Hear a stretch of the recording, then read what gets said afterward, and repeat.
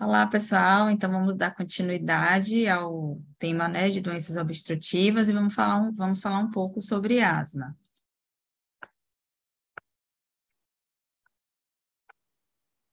Então, falando um pouco sobre a definição da asma, é um processo inflamatório crônico das vias aéreas que gera uma hiperreatividade brônquica. Essa hiperreatividade brônquica é secundária à obstrução das vias aéreas, né? Broncoespasmo, tampões mucosos, infiltrados eosinofílicos e ou neutrofílicos, que vai gerar sintomas respiratórios devido a uma variedade de estímulos que a gente pode encontrar em qualquer ambiente, como alérgenos, fumaça, entre outras coisas. Então, falando um pouco, né, da epidemiologia da asma, é a principal emergência respiratória em serviços de pronto-socorro, tem uma prevalência de 1 a 18% da população infantil e adulta mundial, é mais comum em mulheres adultas, crianças do sexo masculino e negros. No Brasil, cerca de 20 milhões de indivíduos são portadores da asma, e geralmente a asma grave aguda tem uma taxa de mortalidade de 10% para asma grave e tem uma necessidade de hospitalização em 25% das visitas de emergência. 5 a 10% dos casos de asma, elas requerem internação em UTI por conta da gravidade. Então, falando um pouco, né, da patologia, existe um componente familiar importante associado, né, os fatores genéticos associados aos fatores ambientais, regiões cromossômicas relacionadas com atopia, aumento do nível sérico de imunoglobulina E, reatividade brônquica exagerada, ou associado esses fatores com fatores ambientais, como eu falei, os alérgenos, poluentes atmosféricos, infecções respiratórias, que normalmente são as infecções virais, mudança climática, exercício, fatores ambientais, como estresse, e alguns tipos de medicamentos, como, por exemplo, a aspirina, é um dos principais medicamentos que desencadeiam a crise asmática, né? Existem alguns fatores que causam a exacerbação da asma, como o refluxo gastroesofágico, a sinusite bacteriana, a menstruação nas mulheres. E como é que ocorre, né, essa fisiopatogenia? Normalmente, as células inflamatórias das vias aéreas, associadas às células sanguíneas atraídas por quimiotaxia, vão gerar uma resposta inflamatória exacerbada e são mediados por mediadores e citocinas. Como é que isso vai ocorrer? Então, só relembrando, né, a asma atópica é geralmente causada pela resposta das células, principalmente TH2 e das imunoglobulinas, aos alérgenos, ao fator ambiental, né, nos indivíduos geneticamente predispostos. E como é que ocorre isso? Normalmente, na asma, a resposta exagerada desse TH2 nos antígenos ambientais, que são normalmente inofensivos, essas células TH2 vão secretar citocinas que vão promover uma inflamação e vão estimular a produção da imunoglobulina e de outros anticorpos pelas células B, como está mostrando aqui abaixo. Essas células B vão secretar a imunoglobulina, que vão degranular os mastócitos. Esses mastócitos degranulados vão liberar histamina, prostaglandinas e leucotrienos. Essa resposta vai gerar uma broncoconstricção, aumento da secreção e aumento da permeabilidade vascular. Consequentemente, esses neutrófilos e eosinófilos vão ser recrutados e vai gerar o que a gente chama eotaxina. Os macrófagos também vão liberar TNF-alfa e óxido nítrico e gerar, consequentemente, vasodilatação. Então, aqui é a foto do Hobbes, né, que explica mais detalhadamente o desencadeamento da asma de acordo com a resposta, né, de TH2. Como eu falei, essas células TH2 vão secretar citocinas que vão promover a inflamação e estimular a produção das imunoglobulinas S e outros anticorpos pelas próprias células B. Essas citocinas que incluem a IL-4, que vai estimular a produção da imunoglobulina, a IL-5, que vai ativar os eosinófilos e vai recrutar localmente, a IL-13, que vai estimular a secreção de muco pelas glândulas semimucosas e brônquicas, e também vai produzir a produção de imunoglobulina pelas próprias células B. As células T, que eu falei, essas são as células que epiteliais que vão secretar quimiocinas e vão recrutar mais células T e eosinófilos, que vai exacerbar toda essa reação, como outras reações alérgicas associadas. A imunoglobulina, ela vai se ligar aos receptores FCs, esses receptores aqui da imunoglobulina E, FCs. Esses FCs que vão se ligar nos mastócitos submucosos e a repetição da exposição ao alérgeno faz com que os mastócitos liberem o conteúdo dos grânulos, que é as histaminas e as citocinas, e outros mediadores que vão induzir a reação da fase inicial, que é a fase da hipersensibilidade imediata, e a reação de fase tardia. É todo esse processo aqui que a gente já explicou e que está bem descrito no Robbins. Se vocês quiserem estudar por lá, está bem legal. Aí, a segunda fase é o que a gente chama de fase imediata, no momento da reexposição ao antígeno. Essa reação imediata, ela vai ser desencadeada quando o antígeno se cruza com a imunoglobulina ligada aos receptores FCs nos mastócitos. E essas células vão liberar mediadores que já estavam previamente formados e que vai induzir, consequentemente, o broncoespasmo diretamente ou através da permeabilidade vascular, produção de muco e recrutamento de outros leucócitos. Já a fase tardia, né, a fase tardia que é por horas, esses leucócitos recrutados, eles vão gerar uma reação, vai chamar neutrófilos, vai chamar eosinófilos, basófilos e linfócitos e até monócitos, que vão liberar mediadores adicionais que vão iniciar a fase tardia da asma. Existem vários fatores que são liberados pelos eosinófilos, o principal dele é a proteína básica, que a gente chama de proteína catiônica eosinofílica, que também podem causar esses danos ao epitélio que a gente consegue ver aqui. A gente consegue ver a quantidade de muco produzida, esse muco vai ficar acumulado no brônquio, no bronquíolo, né? Juntamente com a hipertrofia muscular, o acúmulo do muco vai gerar uma dificuldade, né, do paciente respirar e vai gerar a sintomatologia toda da asma. Então, só lembrando sobre a questão da lesão do epitélio brônquico, né, causado por mediadores e citocinas, gerando esse processo inflamatório, vai gerar uma disfunção mucociliar, as células epiteliais da camada estratificada não ciliada, ela também vai estar danificada, vai ocorrer o aumento da permeabilidade vascular na submucosa, gerando um edema. Miofibroblastos vão ser recrutados, vai ter deposição intersticial de colágeno da membrana basal. Eu vou mostrar uma foto com o espessamento, que a gente vê muito bem na morfologia.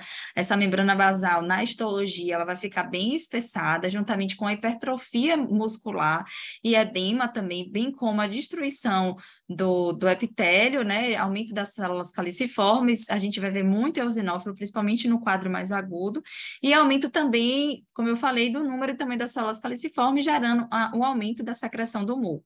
Além disso, a gente pode ter também hiperreatividade, hiperplasia e hipertrofia da musculatura lisa, como eu já tinha falado, gerando também broncoconstricção, alteração do controle do tônus também, porque a gente também ativa a via parasimpática e simpática, e hiperplasia e hipertrofia da musculatura lisa, gerando constante estimulação.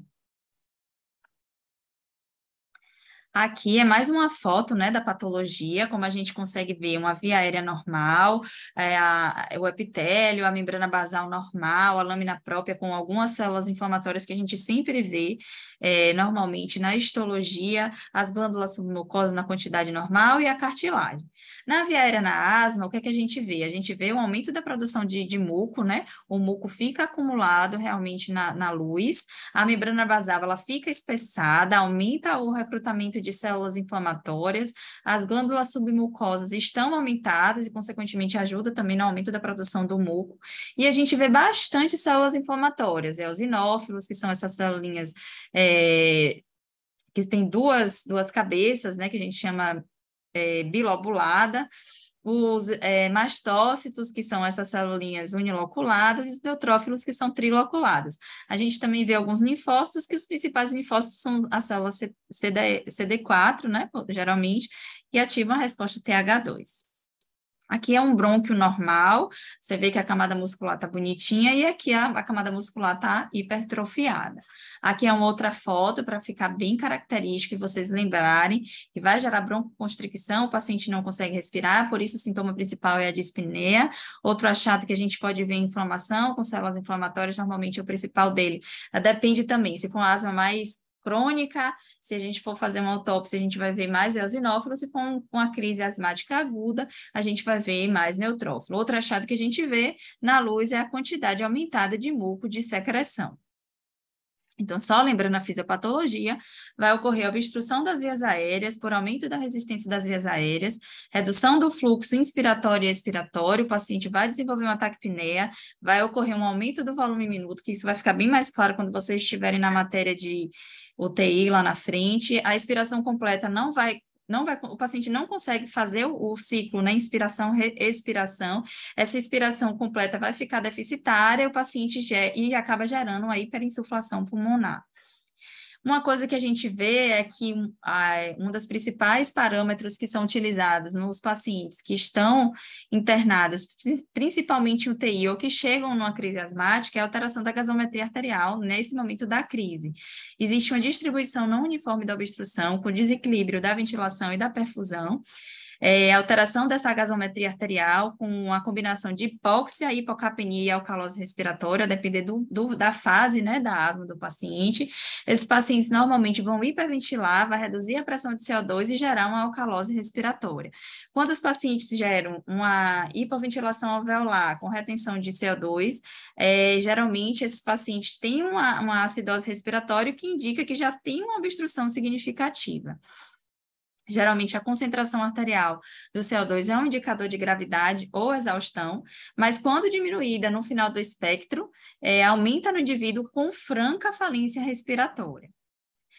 O que a gente vê muito comumente são pacientes que morrem em decorrência das alterações cardíacas secundárias à asma grave. Geralmente, os pacientes desenvolvem hipertensão pulmonar com falência do ventrículo direito e prejuízo do débito cardíaco do ventrículo esquerdo. Existe grande diferença de pressão de enchimento e é o que a gente chama de pulso paradoxal. Existem complicações cardíacas mais do que a hipoxemia que podem explicar o óbito nas crises asmáticas fatais. Eu, como falei na aula de apresentação, eu trabalho, né, no serviço de verificação de óbito e a gente pega muito paciente com causa cardíaca. E muitas vezes, quando a gente vai estudar o pulmão do paciente, né, na autópsia, a gente vê que dentro, até na hora mesmo, macroscopicamente, a gente vê que tem alguns sinais que são sugestivos de asma e que, na realidade, o paciente morreu de uma alteração secundária de uma asma primária.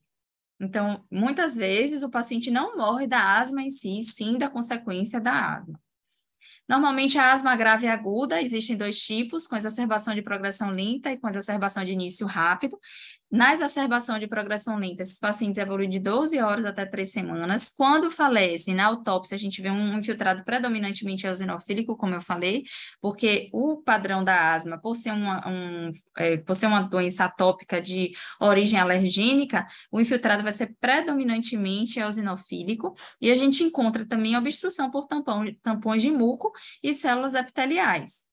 Isso ocorre em 80 a 85% dos casos. Nos casos de exacerbação de início rápido, que são os pacientes que morrem muito agudamente, que têm uma evolução de 2 a 6 horas, o que a gente encontra na autópsia é um infiltrado predominantemente neutrofílico, que é o que é primeiro a ser recrutado, ou uma obstrução por broncoespasmo, que é muito rápido, o paciente realmente colaba, não consegue respirar, ou uma forte associação com alérgeno que gera uma exposição por uma exposição maciça, e esse paciente tem uma resposta inflamatória muito exacerbada.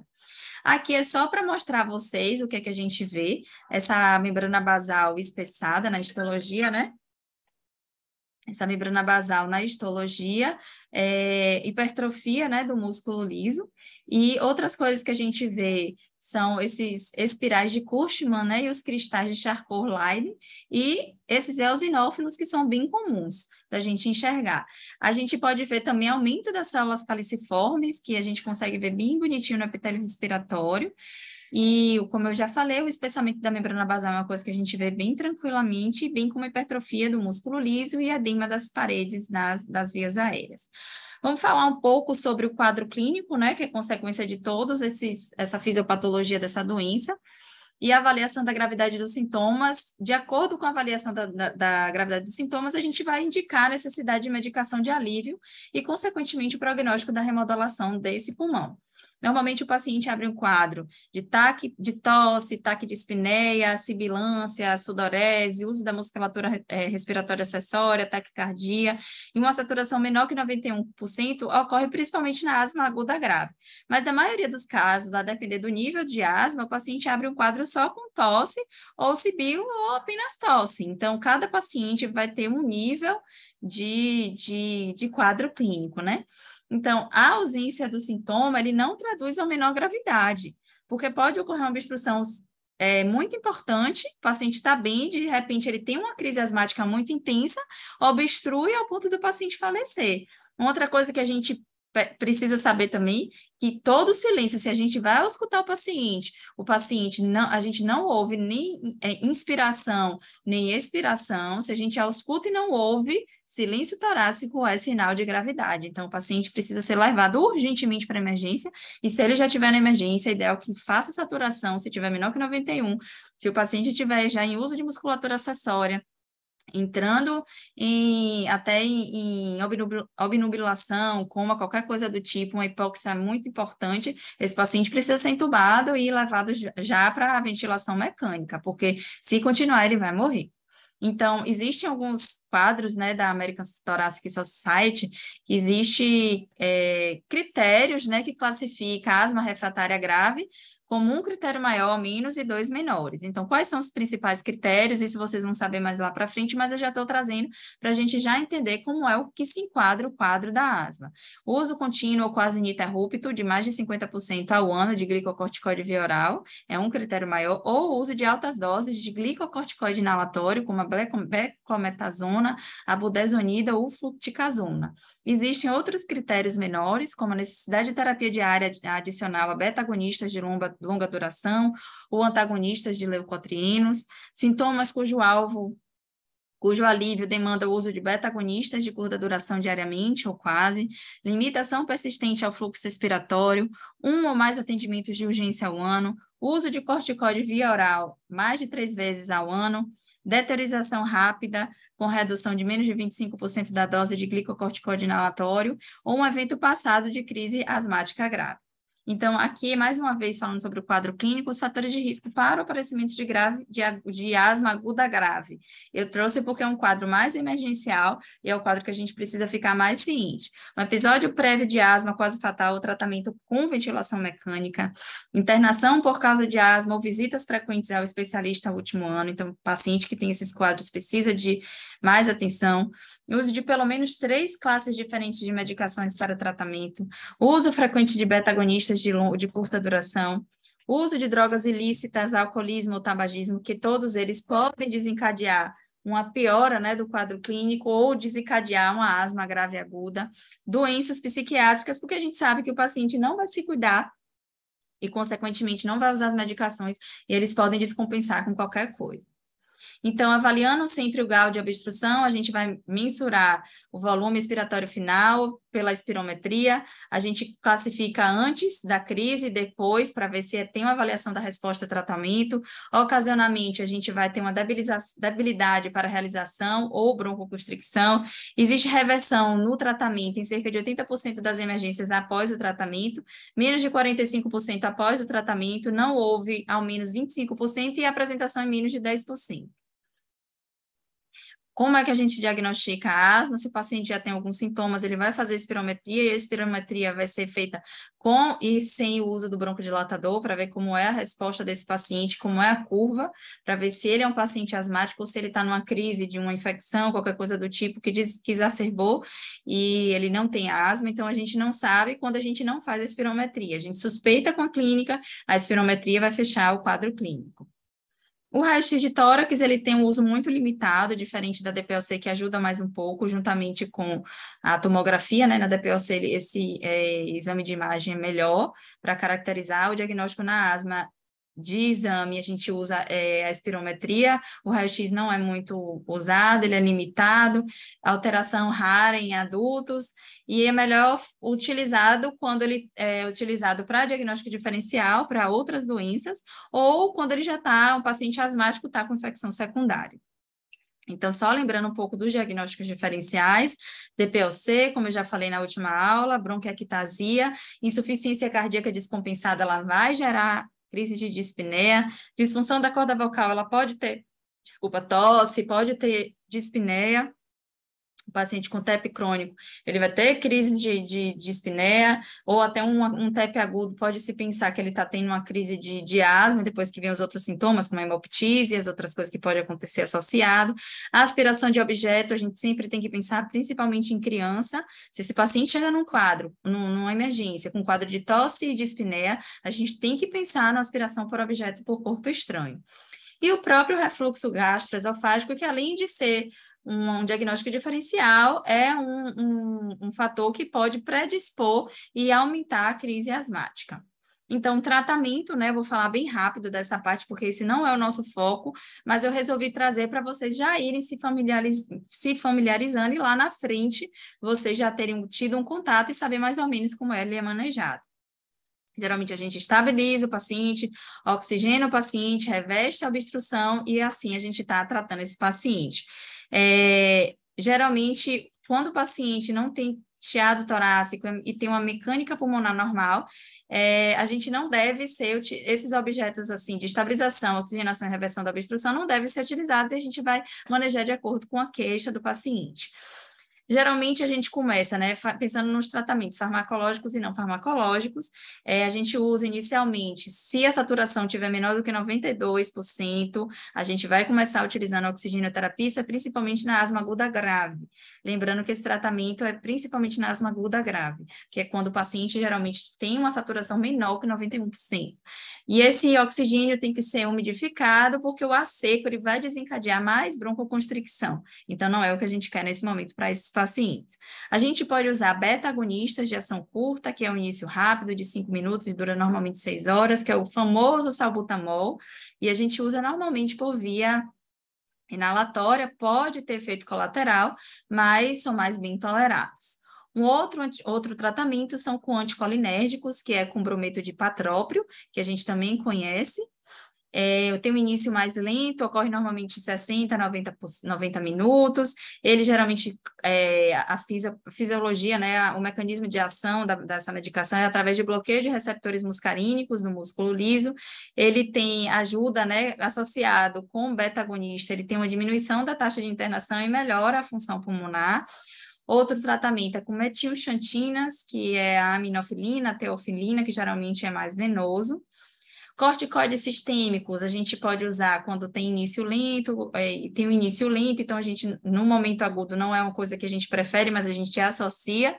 Ele deve ser iniciado o mais rápido possível, normalmente a metilprednisolona ou a hidrocortisona.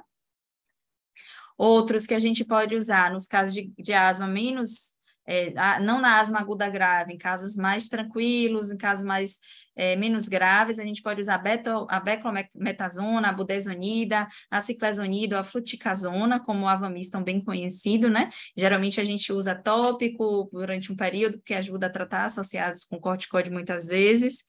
Heliox, que é o que mistura o hélio com o O2, mas isso não é tão interessante nesse momento, é só mesmo para melhorar a ventilação. Então, a associação padrão para intervenção inicial, principalmente na asma aguda grave, é de beta-agonista de curta duração, glicocorticoide por via sistêmica, oxigenação e o próprio brometo de patrópio. Então, essas são as nossas referências. Utilizei para vocês alguns livros de UTI, de medicina intensiva, de clínica médica, para fazer associação, mas lembrando que nesse semestre o foco é em patologia e é importante vocês entenderem que a partir da patologia da doença é que a gente vai dizer a fisiopatologia e, consequentemente, a clínica do paciente e, consequentemente, entender o tratamento. Só mais uma vez trazendo a importância da patologia para vocês. E é isso, e até a próxima.